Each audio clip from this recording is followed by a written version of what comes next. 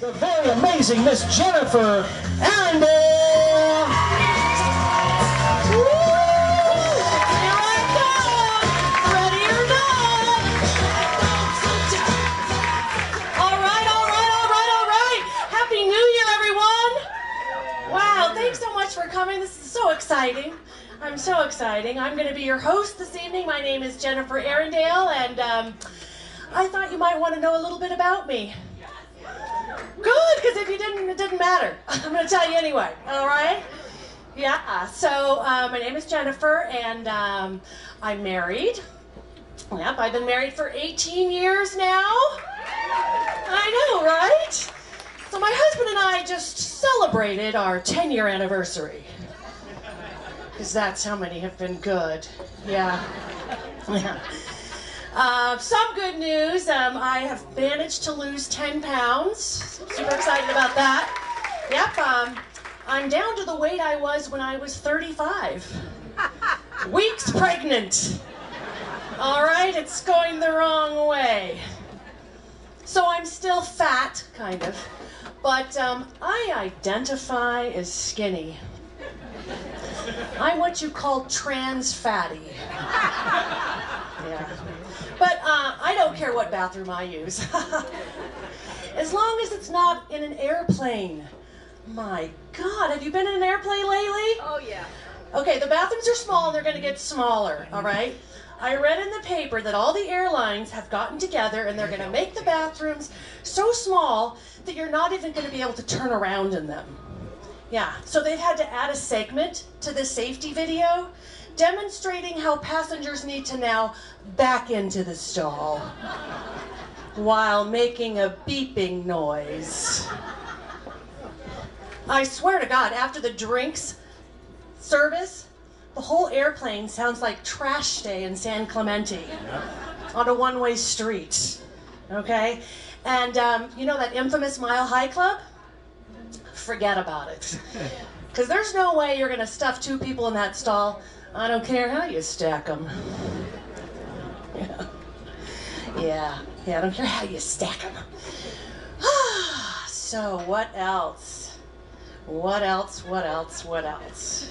So because I, battle the bulge a little, I've come up with some life hacks to make me feel better about myself. Want to hear one? Okay, this is a really good one, and you can use it too. So I wear a size 10, but 12s feel so good that I just buy everything in size 14. Yeah, it's great. I also discovered something amazing. It's called the miracle suit. You know what a miracle suit is? Well, a miracle suit is a bathing suit made out of military-grade spandex. Okay? They're like Spanx on steroids. Or just think top secret Spanx for tanks. Okay? And they're supposed to make you look 10 pounds lighter. And they really do. The only problem, I swear to God, they are so tight and hard to squeeze yourself into. Well, let me give you an example. So it's kind of like when you go camping and it's time to pack everything up and you got to stuff that huge tent back into the tiny bag it came in. Why, you look like you've had to stuff some huge things into some tiny bags in your day. Call me. Call me. But seriously, they're so tight and hard to squeeze yourself into that I literally tore my rotator cuff pulling up the strap. But that wasn't even the worst of it. After that, I got tennis elbow, and then I developed carpal tunnel, and then oddly, HPV. I'm thinking they call it a miracle suit because it's a gosh darn miracle if you can stuff your big old butt into it without ending up with an STD that you can't explain to your husband. But my miracle suit, I'm kind of excited because it's going to come in really handy for my annual ladies' weekend. Right, gals? Who's with me on a ladies' weekend? Yeah. And for those of you who don't know what a ladies' weekend is, it's like a ladies' night out. except it's twice as long, you get twice as hammered, and there are twice as many chances that you're going to do a face plant right into the plants or the swimming pool. I've done both. Yeah. We've had to develop some rules to keep people in order at our ladies' weekend, like there's no men, obviously.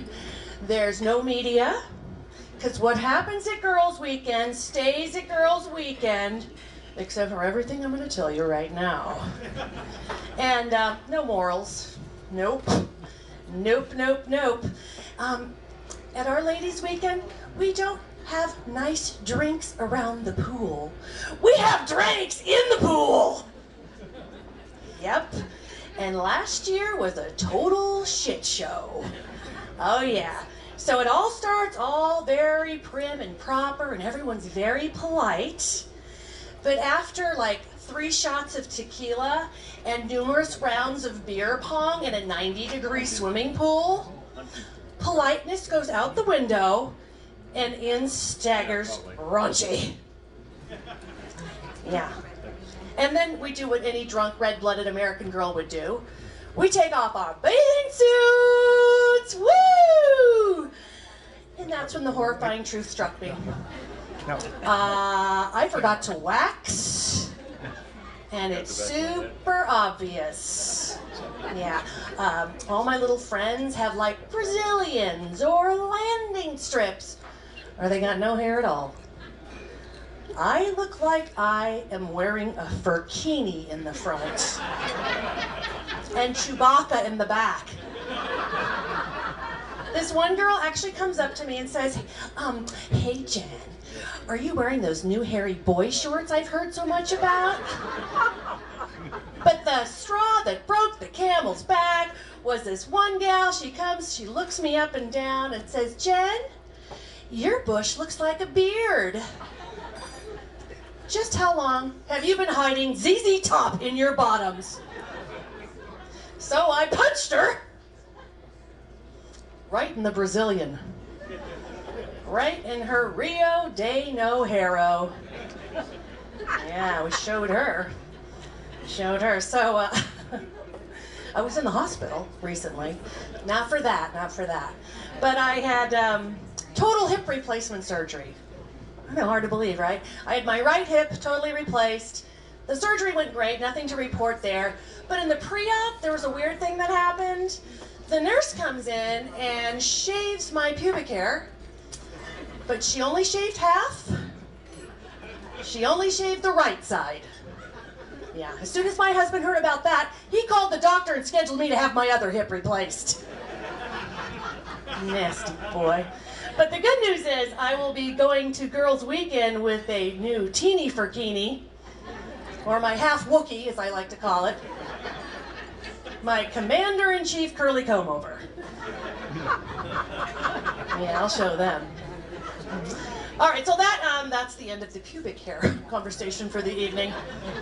Although I do have one question. Ladies, this is for you. You know those onesie spank things with the hoochie hole? Is there supposed to be a button or a snap on those things? Because mine doesn't close. My Spanx girls know what I'm talking about. So, gosh, Christmas is finally behind us. Who's glad that Christmas is over? Right? I mean, that's a lot of stress. You've got the presents, the parents, the prescription medication necessary to get through it. It's a nightmare. And I had a really terrible thing happen to me this year. It was super embarrassing. So I was invited to this really swanky party. So naturally, I wanted to bring a hostess gift along. And it wasn't until I handed the hostess gift over that I realized my mistake, when I realized that I had just re-gifted the hostess gift back to the hostess that gave it to me last year. Okay, super embarrassing. And it turns out that re-gifting is kind of like double dipping your chip into the salsa. Nobody really cares unless you get caught. And then you're a monster. So I'm a monster. But that's okay.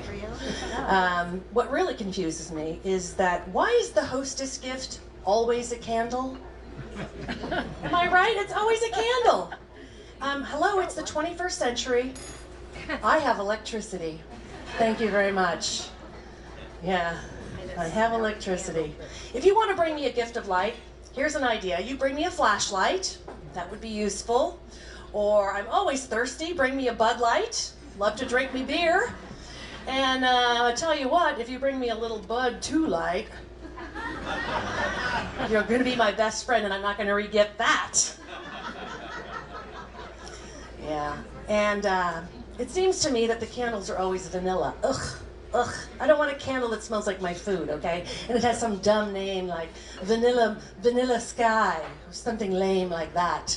I mean, I think, all right, if you're gonna bring a candle, let's get creative and make it relevant to the hostess that you're giving it to. So let's just say that the hostess that's having the party is separated from her husband. Oh, sad. But you should bring her a candle that smells like citrus, burning cash, and regret. We call this candle Divorce Papers, okay? Or let's say you're going to a party and the lady's mother-in-law has arrived. Well, you should bring her a candle that smells like roses, old lady stank, and judgment. This candle's called Leaving So Soon. That's what you should do. It's creative. My mother-in-law is on her way here. She lives in London, and I'm freaking out because she's a psychoanalyst whose mentors have been Dr. Freud and Dr. Jung. And I am petrified that she's going to find out that my mentors are Dr. Seuss and Dr. Dre, with just a hint of Dr. Jekyll, a lot of Xanax, and a lot of Chardonnay. All right, I'm Jennifer Arundale. It's going to be a great night. Thank you all again for coming.